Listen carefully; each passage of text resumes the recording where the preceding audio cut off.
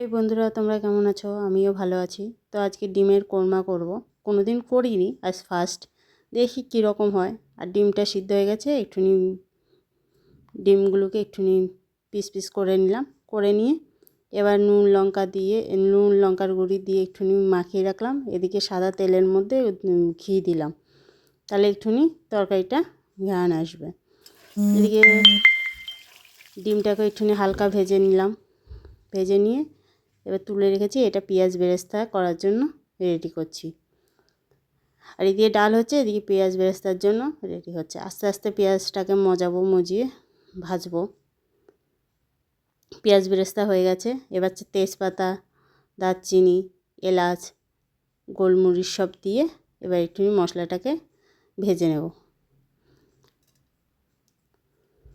এবার পেঁয়াজটাকে দিয়ে একটু কষিয়ে নিয়ে রসুন আর আদা দিয়ে এবার লবণ, গরম মশলার গুঁড়ি, তারপরে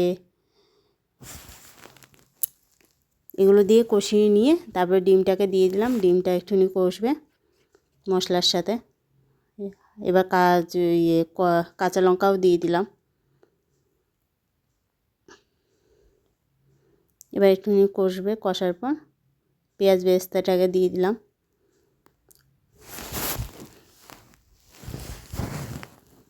এবার কাজু দিয়ে দিলাম আর টক দই দিয়ে দিলাম।